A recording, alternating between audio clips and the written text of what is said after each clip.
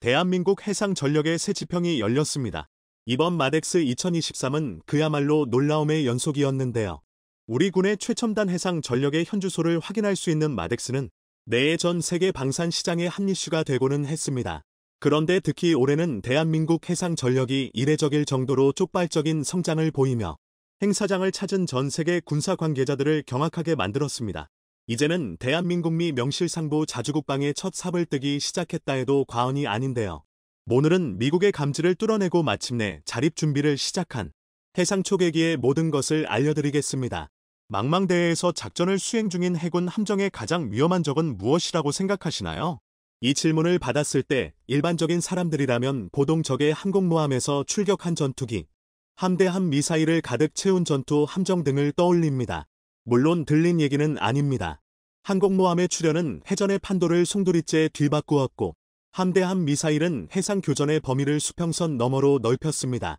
그러나 시대가 아무리 바뀌었어도 함정의 전장이 바다에 한정된 이상 가장 위험한 적은 따로 있습니다. 함정에서 가장 취약 부분인 선저부를 직접 타격하는 잠수함의 어뢰 공격 앞에선 빌딩 크기의 초대형 항공모함이든 면함 방어용 소형 고속정이든 모두 공평한데요. 오죽하면 잠수함은 존재 자체만으로도 비대칭 전력이며 전략무기 취급을 받습니다. 다시 말해 잠수함을 보유했다는 것만으로도 군사적 외교적 긴장감을 장높인다는 건데요. 잠수함은 정상적인 해군이 형성되지 않은 나라여도 제해권을 확보할 수 있는 유일한 수단입니다. 실제로 제1차, 제2차 세계대전 당시 독일은 연합국에 비해 해군력이 형편없었지만 그럼에도 불구하고 유보트 하나만으로 해상 수송로를 봉쇄할 수 있었고 영국을 마사 직전까지 내몰았습니다. 이게 가능했던 이유는 잠수함의 가장 큰 무기, 은밀성 덕분입니다. 밀단 자망 중인 잠수함의 위치를 파악하는 것 자체가 지극히 어렵습니다. 당장 동해만 봐도 97만 8천 킬로미터에 육박해 한반도 4.4개가 들어가고도 남는 넓이인데다 서해의 넓이도 38만 스퀘어 킬로미터에 달합니다. 잠수함 출몰이 의심된다는 이유 하나만으로 말 그대로 망망대해를 일일이 들쑤시고 다닐 수도 없는 노릇이거니와 조금만 깊게 잠수해도 한치 앞이 보이지 않는 바닷속을 3차원으로 돌아다니는 잠수함을 사전에 포착하기란 거의 불가능합니다. 이 때문에 잠수함이 노출되기 가장 쉬운 순간을 수상 문함 중밀대와 공격을 개시했을 때로 꼽는 건데요. 적성국이 우수한 성능의 잠수함을 보유했고 그 위치를 특정할 수 없는 순간 군사 전략에는 엄청난 제약이 생겨버립니다. 어디서 미사일이 날아올지 모르는 미상 쉽사리 공세를 취하거나 자국의 해군을 출격시킬 수 없는 게 당면합니다. 일례로 중국의 최신형 잠수함인 공구사형의 경우 최대 작동 자망 심도가 300m에 달하는 것으로 추정됩니다. 여기에 핵탄두 탑재가 가능한 SLBM 12발, U3 어뢰 등을 탑재할 수 있는 533mm 어뢰 발사관 6문을 탑재하고 있습니다. 해군 함정은 물론 대한민국의 영토를 직접 공격할 수 있는 능 중국에서 이미 보유하고 있는 셈입니다. 물론 아무리 잠수함이 비대칭 전력이라 하더라도 공격 수단이 존재하는 이상 그에 맞춤 방어 수단도 발전하기 마련입니다. 그것이 바로 해상 초계기입니다.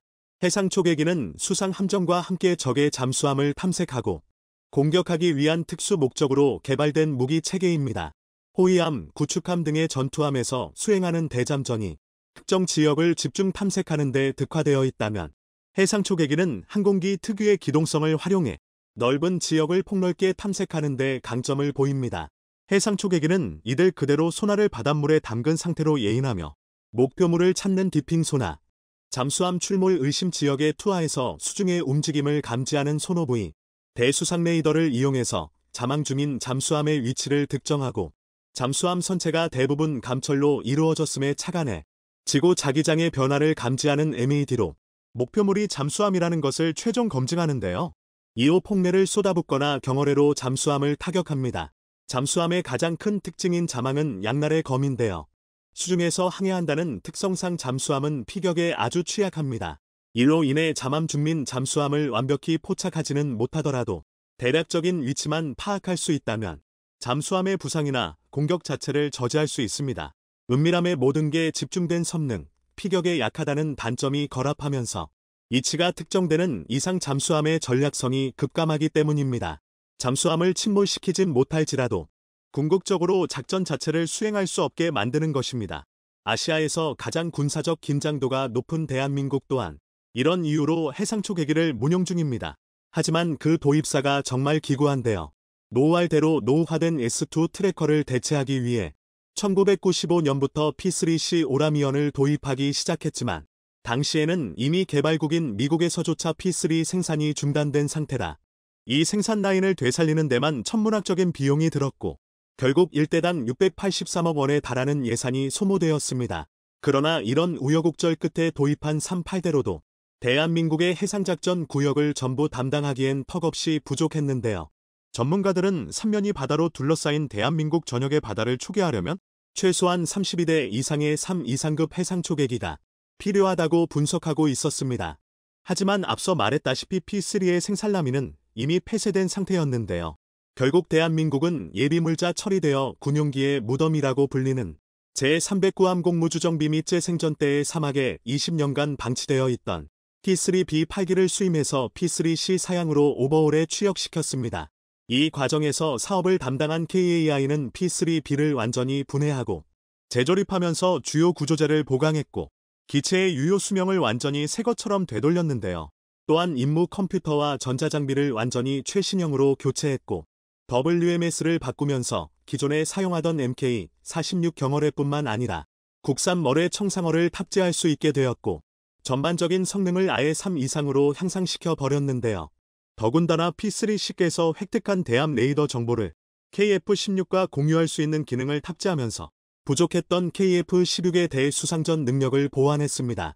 이쯤이면 20년 동안 사막에 처박혀 있던 P3B를 모버홀했다기보다 완전히 새로운 해상 초계기를 하나 개발했다는 게 더 어울릴 지경인데요. 심지어 2016년을 시작으로 기존에 보유하고 있던 P3C도 T3CK급 성능으로 개량을 끝마친 상태입니다. 이 정도면 사실상 해상 초계기를 자체 개발할 역량을 모두 보유했다고 볼 수 있는데요.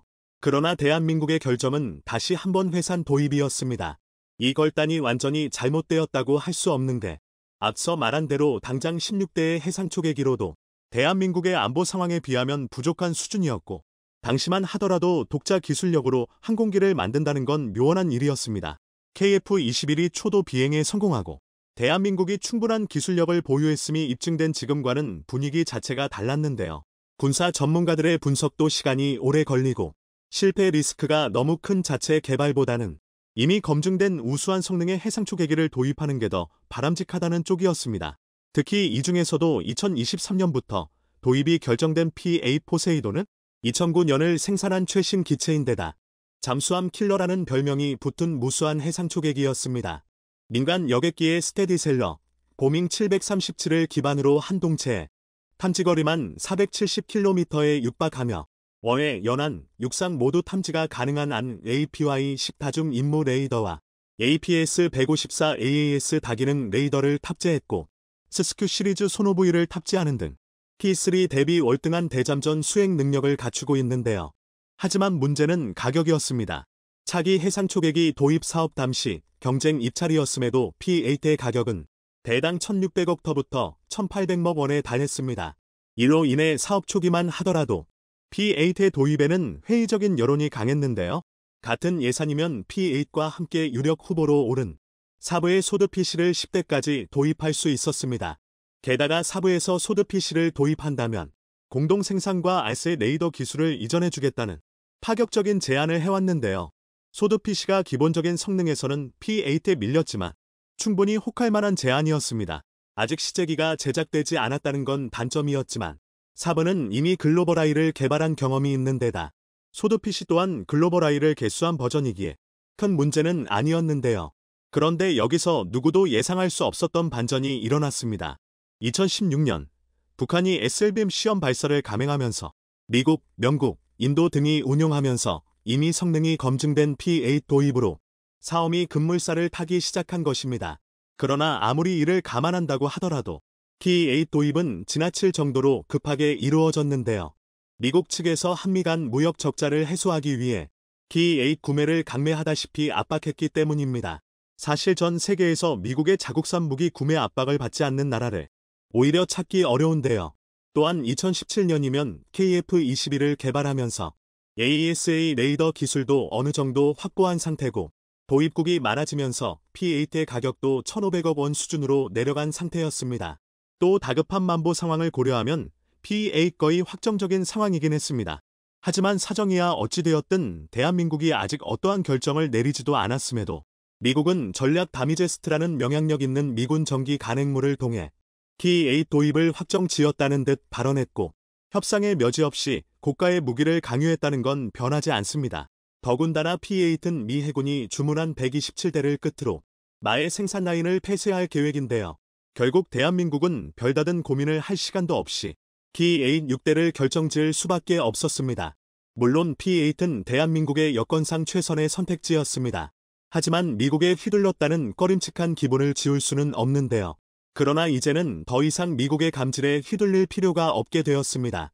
마덱스 2023을 통해 마침내 한국형 해상초계기의 청사진이 제시되었기 때문입니다. 바로 KAI가 공개한 한국형 수송기 MCX 기반 해상초계기인데요.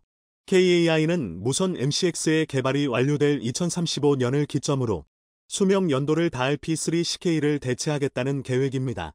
이미 P3B를 P3CK로 환골탈퇴시킨 경험이 있는 데다 그 능력을 인정받아 P3 계열 해상초계기의 창정비를 담당하면서 확보한 노하우라면 충분히 실현 가능한 계획인데요. KF-21의 사례를 생각하면 단계적으로 P3급에서부터 P8급 또는 그 이상의 해상초계기 기술력을 확보해 나갈 수도 있습니다. 실제로 KAI는 지난 2022년 MCX를 공개하면서 수송기와 함께 특수목적기를 대체할 수 있을 것이라 발표했는데요. 이게 중요한 이유는 해상초계기는 단시 시작일 뿐이기 때문입니다. 해상초계기 자체 개발을 통해 MCX의 확장성이 입증된다면 그동안 소요 물량의 한계 때문에 외산에 의존할 수밖에 없었던 공중급유기, 조기경보통제기 등의 국산화 가능성도 열릴 것입니다. 바야흐로 진정한 자주국방의 시작인데요. 부디 대한민국의 원대한 도전이 단지 시도에서 그치지 않길 바라겠습니다. 대한민국 전투기의 희비가 먹갈리고 있습니다. 한 기체는 전 세계를 뒤흔들 센세이션을 일으키고 있고 또 다른 기체는 한숨과 탄식으로 고개를 젓게 만드는 암울한 소식에 둘러싸였습니다. 대한민국을 대표하는 국산 전투기를 꼽으라면 단연 F-50 파이팅 이글과 KF-21 보라매를 빼놓고 얘기할 수 없을 것입니다. 물론 FA-50은 엄밀하게 말해서 전투기가 아닌 경공격기이긴 하지만 넓은 범위의 포괄적인 개념에서 전투기라 칭하는 것을 이해해 주시리라 믿습니다. 아닌 게 아니라 최근 필리핀에 수출된 FA-50 패치는 무려 세계 최강의 5세대 스텔스 전투기인 F-21을 격추하면서 전 세계 전투기 시장을 뒤흔들고 있습니다. 비록 제한된 조건에서 실시한 훈련 상황 중 발생한 기록이긴 하지만 경공격기인 FA-52 스텔스 그것도 공중우세만을 위해 설계된 F-21을 조준해 격추 판정을 받았다는 사실 자체가 어떤 제약이 있었든 경이로운 일입니다. 이쯤이면 체급은 비록 경공격기일지라도 FA-50매 전투기 타이드를 붙여도 부정할 사람이 없을 것입니다. FA-50의 이러한 깜짝 소식은 수출 시장에서 주가를 더욱 높여줄 것으로 기대되며 전망을 밝히고 있습니다. 하지만 민생사 세용지 말라고 한편에서는 우리 국민들의 걱정과 위기감을 증폭시키는 전투기도 있습니다. 바로 대한민국 최초의 초음속 4.5세대 전투기. 물론 다른 나라의 사례를 봐도 새로운 무기체계를 개발할 때 기술적인 난관과 시행착오 등이 동반되는 게 예사일이긴 합니다. 여기에 수반되는 예산과 행정 절차 등 갖가지 잡음과 논란도 발생하는 경우가 상당히 흔한데요. KF-21 보라매가 겪고 있는 진동 역시 예외가 아닐 뿐입니다. 그러나 정말 억울한 것이 하나 있다면 KF-21 자체에서 발생한 문제가 아니라 그 외인 제도적 요민들 때문에 발목을 잡히고 있다는 것입니다. 그것도 모처럼 FA-52, F-22 킬마크를 떡하니 붙이며 전 세계 방산 시장에 대한민국 전투기의 위상을 자랑하고 있을 때 하필이면 KF-21이 수렁에 빠졌는데요. 최근 저희 꺼리튜브에서는 KF-21의 초도 물량 양산 수량 문제가 수출 시장에 나쁜 영향을 미칠 수 있다고 말씀드렸습니다. 그리고 아니나 다를까 그것이 현실로 다가오고 있습니다. KF-21이 잠시 주춤하는 사이 강력한 경쟁 기종들이 빈집털이를 시작했습니다. 대한민국 방위산업의 한 획을 그을 것이라 예상되었던 KF-21 보라매의 짙은 그늘이 드리워지고 있습니다. 담잠 2024년 양산을 앞두고 있는데 사업 타당성 조사에서 초도 물량을 절반으로 줄이라는 권고를 받은 것입니다. KF-21 사업이 본격적 민순환 궤도에 들어간 뒤로 만난 가장 심각한 위기 상황입니다. 만약 공고만 대로 초도 양산 물량이 40대에서 20대로 줄어들 경우 1대당 가격미 1,300억 원 이상으로 치솟을 것입니다. 당연히 이렇게 되면 가격 경쟁력이 사라져 수출은 거의 포기해야 합니다. 게다가 생산국에서 양산 수량을 줄였다는 꼬리표, KF21 양산에 관련 700여 개 업체의 도산 위험성, 그리고 이로 인한 양산 지명까지 가정한다면 KF21의 시장 경쟁력은 곤두박질 칠 수밖에 없습니다. 그야말로 다 된 밥에 코가 빠졌다는 말이 딱 어울리는 상황인데요. 게다가 여기에 엎친 데 덮친 격으로 KF21이 석권을 노리고 있던 4.5세대 전투기 시장에 강력한 경쟁자들이 새롭게 등장했습니다. 이에 업계에서는 단군 이래 최대 규모라는 KF21 개발 사업이 천문학적인 예산만 소모하고 골칫덩이로 전락하는 것 아니냐는 불안감이 감돌고 있습니다. 아닌 게 아니라 최근 중국과 프랑스 역시 4.5세대 전투기 시장의 주목을 받으며 대한민국의 강력한 경쟁자로 급부상하고 있습니다. 중국은 러시아 못지않은 뻥 스펙으로 명성이 자자한데요. 공산국가나 공산국가였던 나라들의 고질적인 병폐 중 하나가 무기체계의 정보를 명확하게 공개하지 않는다는 것입니다. 그래서 자랑스럽게 내세우는 무기체계도 실제 성능이 페이퍼 스펙과 일치하는지 직접 굴려봐야 깨닫는 경우도 허다합니다.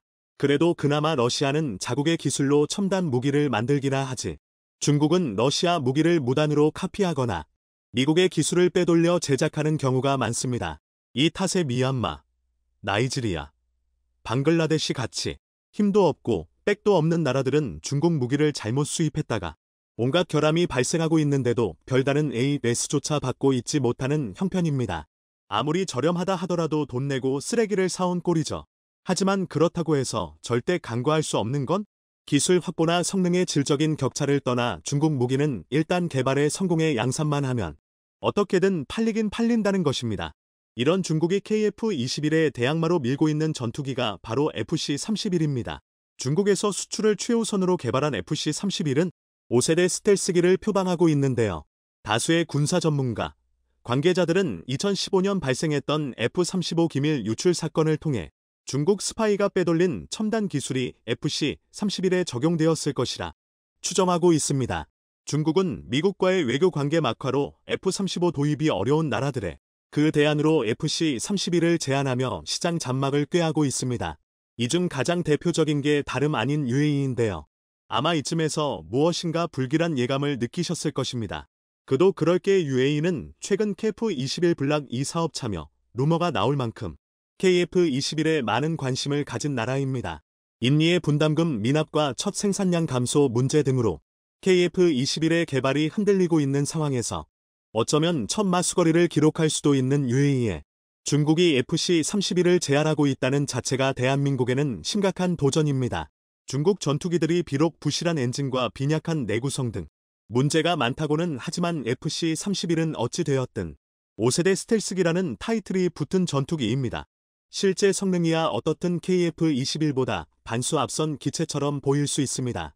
더군다나 중국이 스파이 짓으로 F-35 기술을 빼돌린 것까지는 사실이니 F-35를 도입할 수 없는 나라들 입장에서는 혹하기 충분합니다. 중국 무기가 성능이야 어찌 되었든 팔리긴 팔린다는 말이 나오는 것도 바로 이 때문인데요. 거기다 지난 2월 유해의 고등훈련기 도입 사업에 대한민국의 T-52 중국의 L-15에 밀려 고배를 마신 사례도 있다 보니 불안감이 가중되고 있습니다. 그래도 중국의 도전은 아직 괜찮습니다. 진짜 문제는 프랑스입니다. 프랑스는 전통적인 방산 강국이며 나팔기라는 걸출한 전투기를 개발하기도 했습니다. 실제로 KF-21은 나팔과의 4.5세대 시장에서 경쟁해야 한다는 점 때문에 후발주자로서 효용성 논란에 시달리기도 했는데요. 이 나팔의 상승세가 요즘 심상치가 않습니다. 한때는 10년 동안 단 1대도 판매 실적이 없어서 아무도 원하지 않는 프랑스 전투기 따위의 조롱을 듣기도 했지만 지금은 사정이 달라져 그야말로 불티나게 팔리고 있는 중입니다.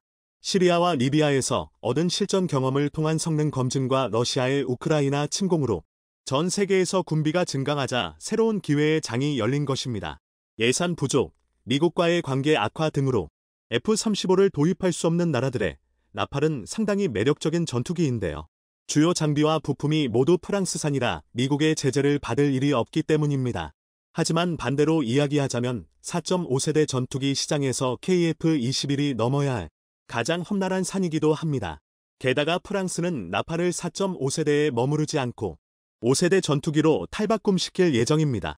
2030년까지 라팔 F5를 개발하여 5세대 스텔스기로 진화시키겠다는 것인데요. 왠지 익숙한 사업 순서 같다는 생각이 드실 수도 있습니다. 그렇습니다. 프랑스는 나팔을 대한민국의 KF-21처럼 단계적으로 업그레이드 할 계획을 세우고 있습니다. 물론 전투기의 개량이 특이한 일은 아니지만 나팔은 유독 업그레이드 시기를 KF-21 개량 계획과 유사하게 꾸리고 있습니다. 현재 KF-21은 2028년까지 블락 2 개발을 완료하고 2030년대 초에 블락 3의 최초 도입을 예상하는데요. 프랑스 역시 2030년까지 라팔 F5의 개발을 끝내고 KF-21에 앞서 시장을 장악하겠다는 의도로 보입니다. 만약 프랑스의 의도대로 된다면 KF-21은 4.5세대 전투기 수출 시장은 쿨론 5세대 전투기 수출 시장에서도 라팔 F5에 밀려 힘겨운 싸움을 해야 합니다. 여기에 KF-21의 초도 물량 감소로 가격까지 치솟으면 예물단지로 전락하게 될지도 모릅니다. 물론 반대의 사례도 있습니다. 우리의 FA-50도 처음부터 빛을 본 것은 아니었습니다. D-50의 전력화는 2차로 시작되었지만 정작 첫 수출이 이루어진 건 그로부터 6년 후인 2011년 FA-50으로 개량되어 인도네시아가 도입했을 때였습니다. 워낙 성능이 뛰어나다 보니 모태인 T-50이 훈련기 치고 가격이 높았다는 게 원인이었는데요. 그러나 경공격기 시장에서 이는 오히려 굉장한 장점이 되었습니다. 동급 최강의 성능이 세계적인 안보 불안을 맞아 비상하기 시작한 것입니다. 그리고 최근 FA-50은 진짜 사고를 치고 말았습니다. 필리핀 공군에서 운용 중인 FA-50 패치가 미 공군과의 훈련 중에 F-21을 격추한 것인데요. 아무리 F-22의 무장과 성능을 제한한 상황을 가정하고 진행한 훈련이라지만 노후급 경공격기 FA-50이 하이엔드, 그것도 현존하는 지구 최강의 전투기 F-21을 격추했다는 건 실로 놀라운 일이 아닐 수 없습니다. 생산국인 우리 입장에서 이보다 뿌듯한 일도 없을 것입니다. 그런데 사실 이 소식에 더욱 큰 관심과 기쁨을 드러낸 곳은 FA-50을 도입해 운용 중인 다른 나라들입니다. 특히 대한민국과 대규모 무기 계약을 체결한 폴란드는 야당의 총선 승리로 계약 축소를 들먹이며 불안한 기류가 흐르고 있었는데요. 그런데 이번 FA-50, F-22 격추 사건으로 인해 여론과 분위기가 반전되고 있다는, 심지어 폴란드의 군사 매체 디펜스 24는 FA-52, F-22에 대해 격추 판정을 획득한 것을 집중 조명하며 특별 영상까지 편성할 정도인데요. 폴란드 군사 전문가들은 FA-50은 그동안 정치권 권력 다툼의 희생양으로 다루어졌지만 이제는 진정한 평가를 할 시점이 왔다며 정치권의 경종을 울리고 있습니다. 게다가 때마침 대한민국이 FA-50 7호기와 8호기를 납품한 지 불과 10일 만에 9호기와 10호기가 연달아 폴란드에 인도되면서 탁월한 생산 능력을 다시 한번 입증하고 있습니다. 그간 월 생산량이 2기 남짓이라던 KAI의 공식 발표가 믿기지 않는 순간인데요. 게다가 대한민국은 이달 남은 2023년 내 남은 GF 모델 2대를 추가로 인도할 것이라 장담했습니다. 너무나 상투적인 표현이긴 하지만 정말 무슨 붕어빵 찍어내듯 빠른 속도로 생산력을 끌어올리고 있는데요. FA-50으로 획득한 생산 노하우를 활용한다면 KF-21의 수출 역량 역시 상상하는 것 그 이상일 것입니다. 하물며 성능이 예상을 얼마나 아득히 뛰어넘을지는 말할 것도 없는데요. 그러나 아무리 그렇다고 하더라도 FA-50이 겪어야 했던 6년이라는 인고의 시간까지 따라 할 필요는 없습니다. 쉬운 길이 있는데 돌아갈 필요는 더더욱 없습니다. 오히려 FA-50의 사례를 기억하고 있기 때문에 이전과는 다른 길을 걸어야 할 것입니다. 글로벌 자주포 시장에서 고공행진을 하고 있는 K9 자주포의 기세가 매섭습니다. 뛰어난 기동성과 화력으로 무장한 K9 자주포는 이미 전 세계적으로 지상군의 전력상 우위를 보장하는 강력한 무기로 평가받고 있는데요. 심지어 자주포 종주국인 영국을 뛰어넘으며 역수출되고 있다는데 K9의 최근 소식에 대해 이집트의 K9 자주포 사업이 순항 중인 것으로 보입니다. 이집트가 구매하기로 했던 하나에어로스페이스의 K9 자주포가 이집트군 배치 후 처음으로 현지에서 그 모습을 드러낸 건데요. 지난해 K9의 이집트 수출 확정 후 한동안 소식이 없었기에 이번 소식은 K9 사업이 물밑에서 차근차근 잘 진행되고 있었던 사실을 확인시켜줬습니다. 방산업계에 따르면 최근 이집트군은 압델파타 LCC 이집트 대통령이 제4기갑 사단을 시찰하는 동안 처음으로 155mm K9 자주포와 관련 K10 탄약 차량이 공개됐습니다. 앞서 업계에서는 K9 이집트 수출 계약 발효가 늦어지고 있다며 선수금도 받지 못했다는 이야기가 나돌기도 했지만 이번에 이집트 국가 행사에서 K9이 등장하며 이런 우려를 불식시킨 것으로 보입니다. 앞서 작년 2월 하나에어로스페이스는 이집트에 2조 원 규모의 K9 수출에 성공했는데 이집트는 K9 자주포 200문가량을 한국 수출입은행 돈을 대여해 구매하는 조건이었습니다. 또한 하나에어로스페이스는 이집트와 K9 자주포를 공동 생산하기로 했는데 공동 제작은 이집트 현지에서 이뤄질 것이라고 했었습니다. 하지만 지난 9월 중으로 예정됐던 이집트와 K9 수출 계약 발효가 늦어지는 등 2조 원대 계약이 불발되는 것 아니냐는 우려의 목소리가 잠시 나오기도 했는데요. 일반적으로 계약이 발효되기 위해선 국가의 기술 수출 승인과 계약 이행 보증이 선행돼야 하는데 수출 승인이 지연됐기 때문입니다. 그런데 사실 방산 업계에선 K9 이집트 수출의 본 계약 발효가 늦어진 원인으로 기술 수출 승인이 늦어지는 걸 이유로 꼽았었습니다. 그것도 그럴 것이 K9의 이집트 수출 계약 당시엔 기술 수출협의회를 열어 기술 이전 범위를 승인받는 절차를 생략했기 때문인데 본계약을 체결하고 나서야 기술 이전이 가능한지 검토하게 된 겁니다. 하지만 이번에 이집트군 행사에서 K9A1 이지와이로 라벨이 붙은 자주포가 주인공으로 등장하는 등 외부에 공개되면서 다시 한번 K9이 전 세계 방산 시장에서 최강자의 면모를 드러냈습니다. 퍼레이드에서는 미국산 중거리 지대공 미사일 호크와 단거리 방공 미사일인 포르-M2, 포병 시스템 쉴카 등도 대거 등장했는데 K9이 그 중심에 있음을 상기시켜줬습니다. 사실 이집트가 K9을 구매한 여러 이유 중 하나로 저렴한 가격도 있지만 이것 말고도 자주포 성능과 정비의 신뢰도가 다른 나라 무기보다 절대적으로 우수하기 때문입니다. 실제로 K9는 이집트 현지 시험에서 1km 떨어진 곳에 있는 전차 크기의 작은 표적을 맞추며 성능을 입증하며 이집트 군 관계자들의 마음을 빼앗았습니다. 당시 K9은 15km 밖 해상에 떠있는 부표를 타격하기도 했는데 이는 K9으로 적 전차나 벙커를 조준해 파괴할 수 있다는 방증입니다. 이런 이유로 이집트에선 여러 절차가 있지만 어떻게든 이른 시일 내에 K9 계약을 마무리하려고 물밑에서 엄청나게 작업을 했을 텐데요. 특히나 이스라엘과 하마스 전쟁으로 인해 중동 정세가 위태로운 가운데 이집트 또한 안보 위기를 겪고 있는 등 이로 인해 최근 K9을 최초로 실전 배치했다는 소식이 전해졌습니다. 앞서 1일 이스라엘과 이집트, 하마스가 가자 지구에 있던 외국 국적자와 중상자를 라파 국경 검문소를 통해 이집트로 대피시키기로 하면서 그 뒤 하루 500명의 사람들이 이집트로 대피하며 불안한 상황이 계속되고 있습니다.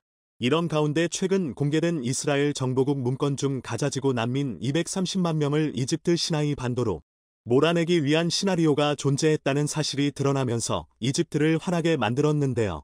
해당 이야기를 전해들은 이집트 군은 곧바로 가자지구로 향하는 라파 국경 인근에 탱크와 장갑차 수십 대를 급파하며 대응에 나섰습니다. 군 소식통에 따르면 이번에 K9 자주포 또한 이집트 국경 후방에 실전 배치됐을 것으로 알려졌습니다. 특히나 최근은 이집트 국경 도시가 확인되지 않은 미사일에 폭격당하며 이로 인해 민간인 부상자까지 발생하는 등 전쟁의 피해가 이집트에 고스란히 번지고 있는 상황입니다. 이런 불안한 정세 속에서 이집트는 역대 최대 규모로 계약한 K9에 더욱더 의지할 수밖에 없는데 실제로 K9이 기술 이전을 통한 이집트 현지 생산 방식으로 조달될 것으로 보이면서 사업의 착수 시점만 손꼽아 기다리고 있는 상황입니다. 실제로 이집트 현지 방송에서 이번 이집트 군사 퍼레이드 속 등장한 K9의 모습을 강조하면서 불안에 떠는 이집트 국민들의 분위기를 잠재우려는 듯 했습니다. 그것도 그럴 것이 자주포는 지상군의 전력상 우위를 보장하는 가장 강력한 무기로 꼽히는데 K9 자주포 일무는 일반 곡사포보다 3배 이상 강력한 화력을 내뿜을 수 있어 기대감이 상당합니다. 그런데 최근 과거 영국에서 도입한 K9 유기압 현수장치 부품을 한국이 역수출하게 됐다는 엄청난 소식이 전해졌는데요. 유기압 현수장치 종주국으로 알려진 영국에 한국이 관련 기술 개발을 통해 수출을 추진하는 것으로 확인되면서 전 세계 방산 업계의 시선이 쏠리고 있습니다. 방산 업계에 따르면 얼마 전 방사청은 내부 문건을 통해 자주포형 현수장치 핵심 기술과 부품을 영국에 수출하기 위한 기술 이전 승인 검토 결과 내용을 공개했습니다. 그런데 사실 이는 엄청난 일로 자주포 강국인 영국으로부터 들여온 기술을 이제는 한국이 더 발전시키고 개량해 종주국을 넘어서는 기술 수준을 보유하고 있다는 뜻이기 때문입니다. 지난 1987년 우리 군이 신형자주포 사업을 구상할 때쯤 당시 영국이 개발 중이던 에즈 90분 자주포가 유기압 현수장치를 적용했었습니다. 당시 우리 군은 에즈 90분이 유기압 현수장치를 적용하면서 스페이드 고정 없이 360도 전 방향으로 사격이 가능하다는 것과 승차감도 좋아졌다는 사실을 알게 됐습니다. 따라서 우리 자주포에도 이를 적용하면 승차감이 좋아 지속적으로 전투 임무를 수행할 수 있을 뿐 아니라 기동 중에도 사격 명령을 받으면 1분 이내에 초탄 발사가 가능할 거라고 판단했습니다. 당시 국내 방산기술 수준이 부족해 영국에서 에즈 90 분자주포에 적용하고 있는 에어로그사 제품을 도입해 국산화하는 쪽으로 목표를 잡았던 겁니다. 이후 국내 연구진은 엄청난 열정과 각고의 노력 끝에 K9의 현수장치를 국산화하는 데 성공하는 등 심지어 당시 수입된 영국의 것보다 뛰어난 성능을 보유하게 됐습니다. 실제로 원천 기술을 제공했던 영국도 이런 부분을 인정하고 있기에 이번에 자신들이 운용하고 있는 자주포의 기동성을 개량하기 위해 K9 유기압 현수장치를 도입하기로 한 겁니다. 보통 현수장치는 기본적으로 차량의 바퀴에 붙여 운행 중에 발생하는 충격을 완충하는 것으로 군용 차량의 경우 험지에서 좀 더 원활하게 기동하기 위한 목적으로 다는 경우가 많은데요. 앞서 말씀드렸던 것처럼 군용 차량의 유기압 현수장치는 기본적으로 전투 피로도를 확 줄일 수 있는 수준 높은 승차감, 무릎 꿇기 기능을 구현하기 위한 것입니다. 그런데 과거 우리가 영국으로부터 들여왔던 에즈 90 자주포의 유기압 현수장치를 K9에 적용하려고 하자 막상 반동을 잡아내지 못하는 큰 문제점이 발견됐었습니다. 그래서 당시 한국의 기술진들은 반동 제어와 같은 문제점을 개선하기 위해 연구에 들어갔고 우리나라가 개발한 K9 유기압 현수장치가 영국산 에즈 90 유기압 현수장치보다 월등히 뛰어나 주목을 받게 된 겁니다. 여기에 더해 얼마 전 열린 아덱스 2023분에서 K9용 신형 사거리 연장탄이 공개되자 중국과 국경지대에서 치열한 신경전을 벌이고 있는 인도에서 화들짝 놀라며 이에 엄청난 관심을 표명하고 있는 중인데요. 실제로 지난달 21일 인도 언론 유라시안 타임즈는 중국 국경 인근에 배치된 K9을 위한 신형 사거리 연장탄을 개발하다라는 제목의 기사를 보도했습니다. 해당 기사에서 유라시안 타임즈는 아덱스 2023분에서 공개된 K9용 신형 사거리 연장탄을 설명하며 자신들이 운용하고 있는 K9 바즈라의 신형 사거리 연장탄이 도입된다면 중국의 군사 위협을 막는 데 엄청난 도움이 거라고 기대감을 드러냈습니다. 실제로 앞서 우리 방산업체 풍산은 K9용 155mm 사거리 연장탄 개발에 성공했다고 밝히며 이를 아덱스 2023분에서 공개했었습니다. 풍산에 따르면 현재 우리 군이 1300여 대 운용 중인 것으로 알려진 K9에 신형 155mm 사거리 연장탄을 사용하면 사거리는 기존 155mm 포병탄의 40km에서 60km로 무려 50%나 늘어나게 되는데요. 사거리 연장탄은 기존 자주포의 사양 변경 없이 탄약 자체 성능을 향상시켜 사거리를 대폭 늘린 것으로 저항력을 줄이는 기술과 로켓 추진기를 추가로 탑재하는 두 방식을 모두 적용한 것으로 알려졌습니다. 따라서 포병 사거리 증대를 통해 보다 멀리 떨어져 있는 적지 핵심 지역도 실시간 타격할 수 있게 되는 등 폭넓은 작전 운용이 가능할 것으로 보입니다. 이런 이유로 최근 인도에서도 K9용 신형 사거리 연장탄에 유독 큰 관심을 보이고 있는 상황입니다. 여기에 더해 인도 군이 K-21 경전차와 더불어 레드백 장갑차까지 공동 생산하는 걸 원하고 있는 것으로 전해지면서 조만간 구체적인 러브콜이 있을 것으로 보이는데요. 이를 감당하기 위해 하나에어로스페이스가 공장 증설까지 추진 중이라는 소식까지 전해지며 분위기를 한껏 달아오르게 하고 있습니다. 현재 인도는 라다크 등 국경 지역에서 활동하는 중국의 15식 경전차에 대응하기 위해 2조 원대 사업을 추진하고 있는 중으로 전력 투입이 시급한 상황입니다. 원래는 저렴한 러시아제 경전차를 도입하려고 했으나 우크라이나 전쟁이 터지면서 무산됐고 가성비와 성능이 좋은 한국의 K-21 쪽으로 눈을 돌린 상태입니다. 그런데 최근 하나가 생산 라인을 확대하는 과정에서 인도에서 K-21과 더불어 레드백까지 함께 도입하려는 사실이 알려지면서 조만간 본격적인 협상 내용이 공개될 것으로 기대되고 있는데요. 한국 방산의 대표 선수인 K9 자주포를 비롯해 K-21, 레드백까지 이제 전 세계 방산 시장에서 완전한 지상군의 수호자로 자리 잡은 것 같습니다. 한국을 떠들썩하게 만든 마약 조직 그 뿌리를 거슬러 올라가면 저 멀리 멕시코까지 이어지는데요. 멕시코 카르텔이 공급한 합성 마약, 펜타닐이 한국 사회에 침투하고 있습니다. 많은 10대들이 무방비하게 마약에 노출되어 죽어가고 있는데요. 그런데 이들 마약 조직의 온상지인 멕시코에 한국 특수부대가 모습을 보이며 이들 조직을 일망타진했다고 하는데요. 특수부대의 활약에 제대로 총도 쏘지 못하고 제압되었다고 합니다. 오랜 기간 마약 조직과 상대한 미국 마약조사국에서도 한국의 놀라운 제압 실력에 감탄했다고 하는데요. 대체 한국 특수부대가 머나먼 멕시코에서 무슨 일을 하고 있는지 지금부터 자세하게 설명해 드리겠습니다. 한국과 미국의 동맹은 변함없습니다.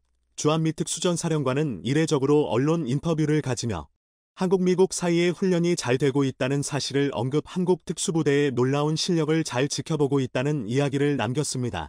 현재 대규모 야외 훈련장인 포트어인 국립훈련센터 NTC에서 훈련 중인 대한민국 특수부대는 한 달에 걸친 훈련 기간 동안 후방 침투, 적 핵심 기지 타격 임무를 수행하는 것으로 알려졌습니다. 미국 특수부대와 함께 같이 훈련을 한다는 사실도 밝혀졌죠. 모하비 사막에 위치한 포트어인은 특수전 훈련 장소로 유명한 곳. 이곳에서 대한민국 특수부대들이 최초로 훈련을 진행하는 것은 이례적인 일이라고 할 수 있는데요.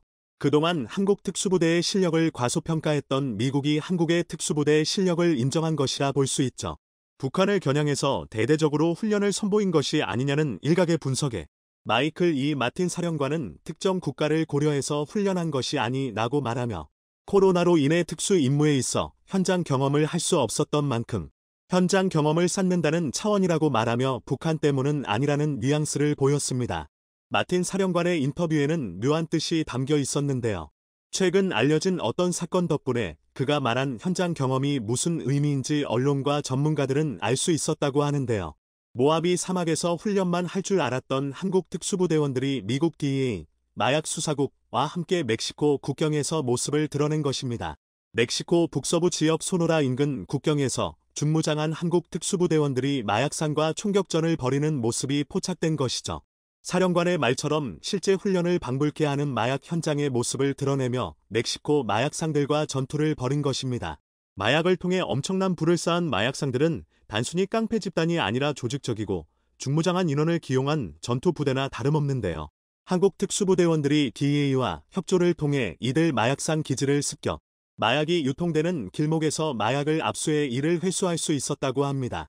심지어 소노라 외에도 다른 마약 밀매 거점을 타격하는데 한국의 도움이 있었다고 하는데요. 그런데 어째서 한국 특수부대원들이 멕시코 인근에서 위험한 총격전까지 무릅쓰고 마약상 타격에 나선 것일까요? 한국과 일절 관계가 없을 것으로 보이는 마약상 척결에 한국이 힘을 쓰는 것은 일견 이상한 일이라 할 수 있는데요. 그러나 한국도 마약 문제에 있어서 제3자 입장이 아닌 상황 인력 부족으로 인해 DEA 역시 마약상 단속에 어려웠는데 한국이 이를 도와주면서 한국은 멕시코 마약상의 마약을 뿌리부터 근절할 수 있었습니다. 멕시코에서 생산되어 미국으로 넘어오는 마약은 이미 미국만 유통되는 것이 아니라 한국으로 넘어오고 있습니다. 마약에 중독된 한국인들이 미국에서 그 맛을 보고 한국까지 마약 밀수입, 이를 한국에 뿌리는 것이죠. 가장 악명 높은 마약이자 멕시코에서 수출되는 제품은 바로 펜타닐인데요. 미국에서도 사회적 문제로 대두된 펜타닐은 현재 한국 사회에도 번지면서 문제를 일으키고 있습니다. 이번 한국 특수부대 임무 수행은 미국의 요청에 따라 수행된 것으로 한국으로 밀수입되는 펜타닐 경로를 원천 차단하기 위해 세운 오랜 계획의 일부이기도 합니다. 펜타닐은 2020년에 본격적으로 한국 사회의 유통 젊은 1020세대 래퍼들을 중심으로 유흥가에 뿌려지기 시작합니다. 다른 마약보다 몇 배나 강력한 효과를 보이는 펜타닐은 죽음의 약이라고 해도 과언이 아니었죠. 래퍼들 사이에서 유행을 타기 시작한 펜타닐은 본격적으로 강남 일대 유흥가를 중심으로 들불처럼 번졌습니다. 킬로폰이나 대마와 같은 약물과 달리 신종 합성 마약이었기에 단속의 허점을 노리고 순식간에 번질 수 있었죠. 단속을 피할 수 있는 SNS 텔레그램과 비트코인의 존재도 이들 마약이 기승을 부리기 좋은 환경을 제공해 주었습니다. 정체가 탄로나는 것을 두려워한 마약상이 비대면으로 약을 안정적으로 공급할 수 있는 환경을 만들었죠.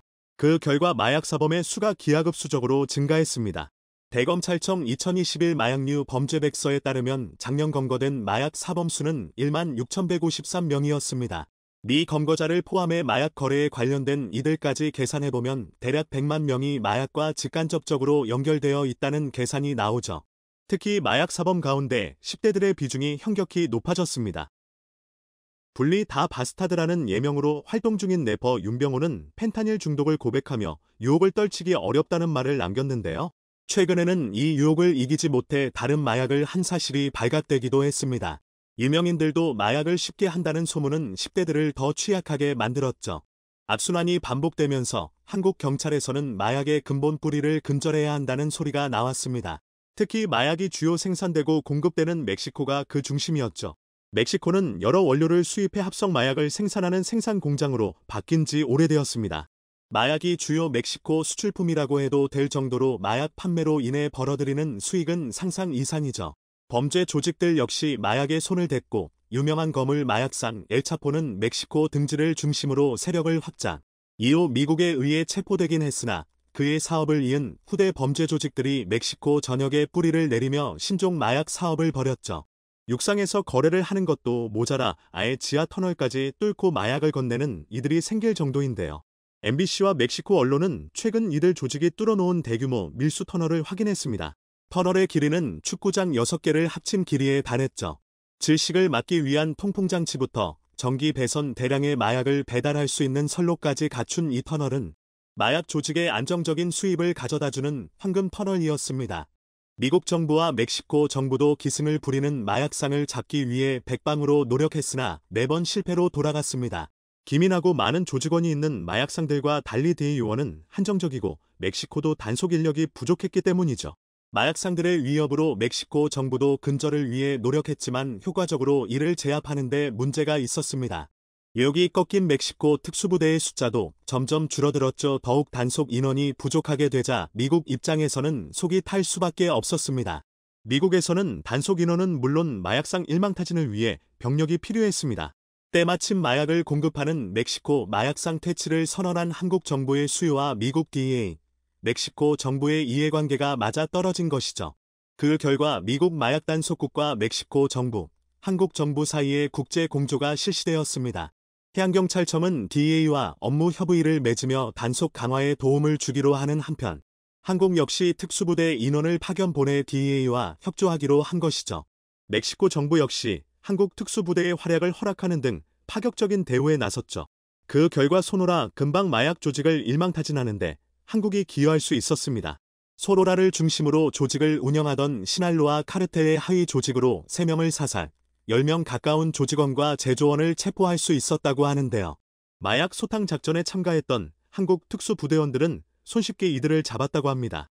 오랜 기간 마약 단속국에서 일하며 마약상들과 싸움을 벌인 현지 미국 수사원들도 한국 특수부대원의 활약에 혀를 내둘렀다고 하는데요.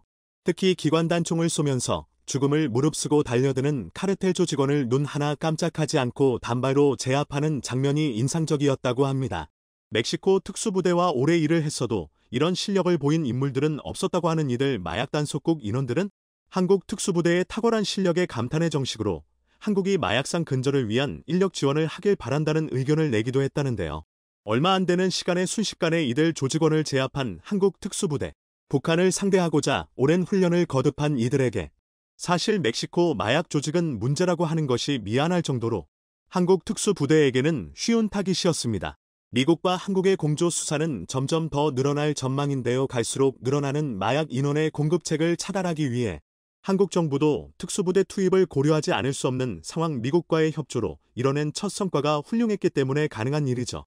2020년 한 해 동안 불법으로 생산 및 유통된 펜타닐은 대략 1,300일 킬로그램 수준. 이는 2019년에 비해 486%가 증가한 수준으로 2022년에는 그보다 더 많은 양이 유통될 것으로 보입니다. 어린 아이들은 물론이고 성인들의 목숨까지 앗아가는 펜타닐을 발본색원하기 위해 한국 정부의 과감한 결단이 필요한 시점입니다. 마약상 퇴치에 놀라운 성과를 보여준 한국 특수부대의 활약에 박수를 보내며 과거 마약 청정국으로 불리던 한국의 명성을 되찾길 기원해 보겠습니다.